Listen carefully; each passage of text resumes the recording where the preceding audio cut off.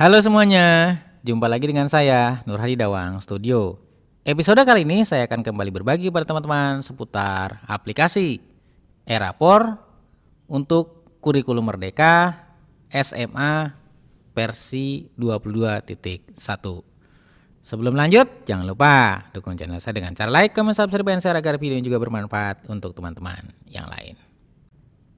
Oke, lanjut. Langkah pertama tentunya teman-teman adalah mendownload dulu aplikasinya.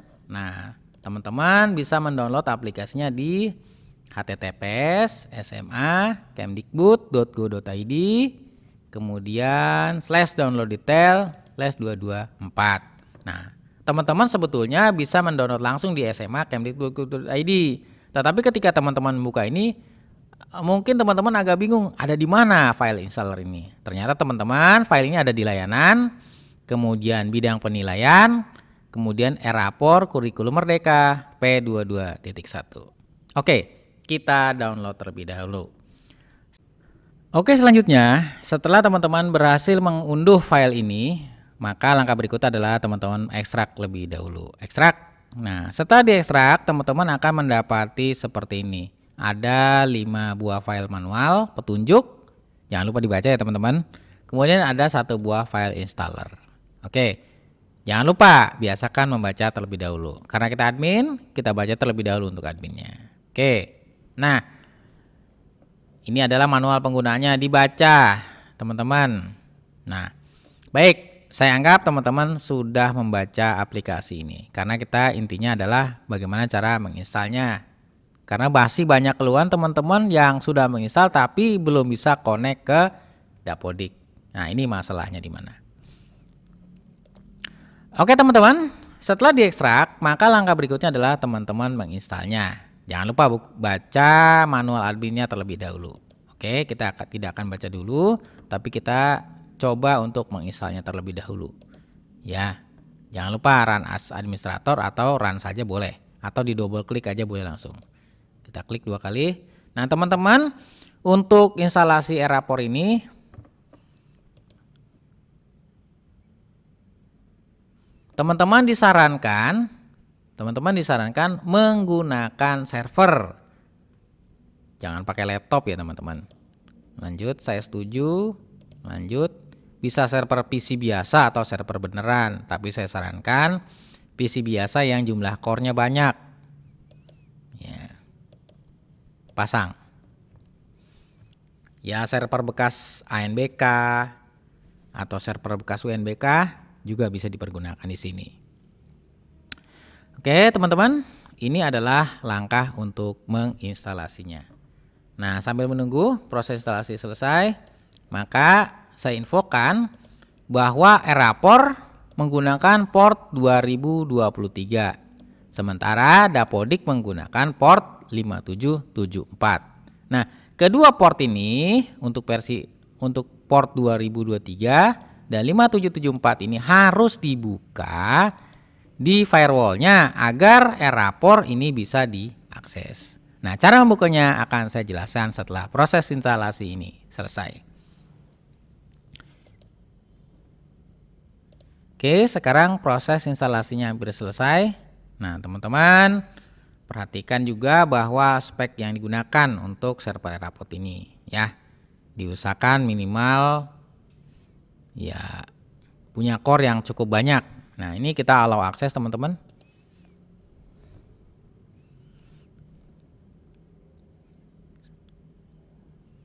Oke, lanjut, selesai. Nah, ketika proses ini selesai, maka langkah berikutnya adalah teman-teman diwajibkan untuk registrasi admin e-rapor. Nah, ini teman-teman sebetulnya bisa dilakukan registrasi adminnya terlebih dahulu. Oke, kita coba sekarang. Nah, untuk username login, teman-teman ketikkan di sini. Kalau bisa jangan pakai admin ya teman-teman, gunakan kata-kata yang lain karena kalau admin itu user yang umum dan kelihatannya bisa dijadikan pintu juga untuk mencari celah kelemahan dari sistem ini. Ya, taruhlah misalnya kita pakai Proctor misalnya. Passwordnya apa? Misalnya passwordnya, kalau bisa passwordnya itu gabungan dari angka, huruf besar, huruf kecil, tanda baca teman-teman. Misalnya P4, SS, W0, RD, tanda seru, tanda crash misalnya seperti ini. Ya. Nah, ini diketikkan yang sama seperti ini. Ya. Semakin aman karena ini berhubungan dengan nilai, maka teman-teman harus memastikan passwordnya itu tidak bisa dijebol anak-anak teman-teman. Kemudian akhiri dengan kirim data dan simpan.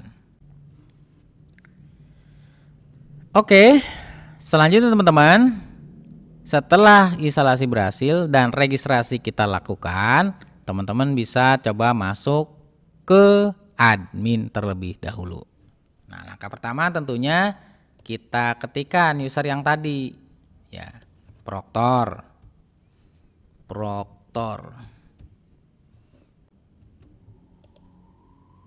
Nah, oke teman-teman, setelah teman-teman berhasil login, maka tampilan e-raport kita adalah seperti ini. Langkah berikutnya, teman-teman harus men-setting web service terlebih dahulu. Nah, sebelum masuk ke setting web service, kita buka dulu manualnya. Oke teman-teman, ini adalah bagian terpenting dari konfigurasi kita, karena tanpa ini kita tidak bisa mengambil data dari server Dapodik, yaitu kita harus men-setting web service-nya, baik web service di Dapodik maupun koneksinya di server e-raport. Ya, sekarang kita lihat dulu. Nah, teman-teman pastikan bahwa teman-teman sudah tahu bahwa e-raport menggunakan port 2023 dan Dapodik menggunakan port 5774. Jadi kedua port ini harus dibuka. Jika teman-teman server e-raport dan Dapodiknya satu server, maka kedua port ini harus dibuka di dalam server Dapodik ataupun e-raport. Jika keduanya terpisah, maka di server e-raport dibuka port 2023 dan di server Dapodik dibuka port 5774. Lalu bagaimana cara membuka portnya? Nah, di penjelasan yang ada di manual ini tidak dijelaskan bagaimana cara membuka portnya. Padahal bagian ini juga cukup penting karena beberapa teman-teman tidak bisa koneksi antara server e-raport dan server Dapodiknya karena masalah port ini. Oke, langkah pertama yang teman-teman lakukan untuk membuka port adalah teman-teman lihat di pojok kiri bawah dekat tombol start. Teman-teman ketikkan di sini Windows Firewall. Ini untuk teman-teman yang menggunakan Windows 10 ya. Untuk Windows 11 juga hampir sama. Kata kuncinya adalah Windows Firewall. Cuman kemarin saya lihat menunya agak sedikit berbeda, nanti saya buatkan. Klik Windows Defender Firewall. Oke. Kita lihat di sini. Kemudian teman-teman masuk ke Advanced Setting. Nah, di sini. Nah. Oke. Setelah teman-teman masuk ke Advanced Setting, langkah berikutnya adalah teman-teman klik di Inbound Rules. Nah, kemudian di kanan diklik New Rule. Nah, di sini teman-teman pilih port. Kemudian klik Next. Ketikkan portnya di sini. Yang pertama e-raport. Kalau ini adalah server e-raport, maka di komputer yang server e-raport ini port 2023 ini harus kita buka. Klik Next. Nah, di sini allow the connection ya. Teman-teman klik allow the connection. Klik Next. Checklist semua tidak apa-apa. Next. Beri nama di sini port e-raport IKM. Ya, deskripsinya berisi boleh enggak, klik finish. Nah, jika teman-teman ini adalah server Dapodik, maka sama seperti itu juga, new rule, port, next, ketikkan 5774 di server Dapodik. Ya, untuk server Dapodik port ini harus dibuka. Next, allow the connection, next, semuanya next, port Dapodik. Klik finish. Nah, ini di inbound rule. Kadang-kadang teman-teman juga perlu menambahkan di outbound rule-nya. Nah, di outbound rule-nya tambahkan saja port yang sama. Port next. Di sini 5774 untuk Dapodik. Next, allow the connection. Next, port out Dapodik. Finish. Kemudian jika ini server error port, tambahkan juga new rule. Port, kemudian next, tambahkan 2023. Next, allow the connection. Next, port out error port. Finish.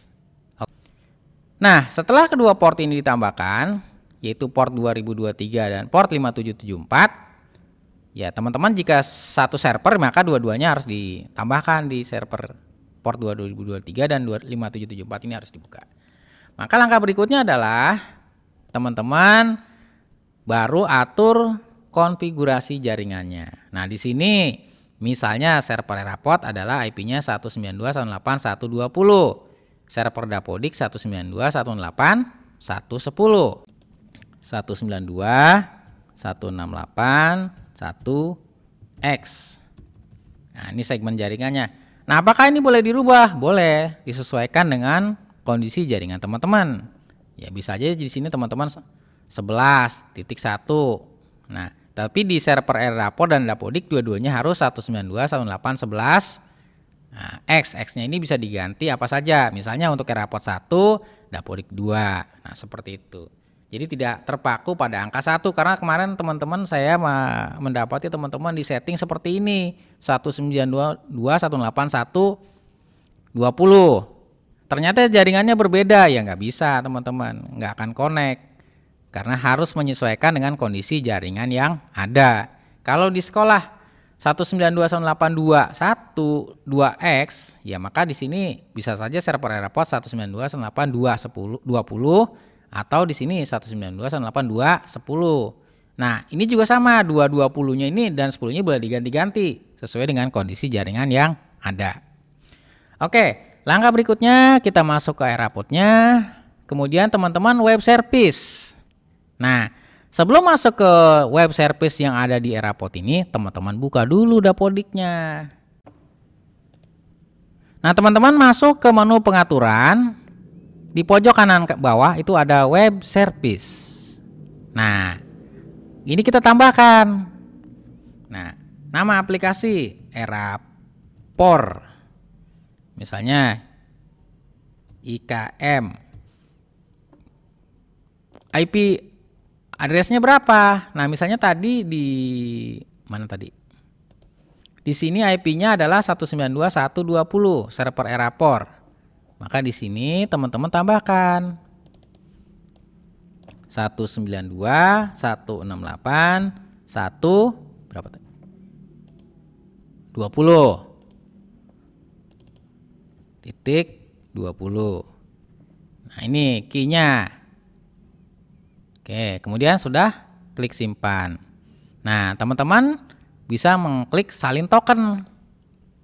Nah, ini di Ctrl A, Ctrl C. Nah, setelah teman-teman berhasil mengkonfigurasi ini, langkah berikutnya adalah teman-teman masuk lagi ke server Eraport. Nah, ke bagian web service. Klik edit di sini.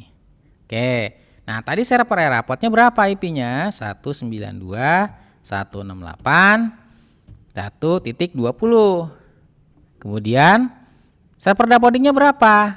Tadi di sini tadi dijelaskan teman-teman sudah mengkonfigurasi 192.168.110.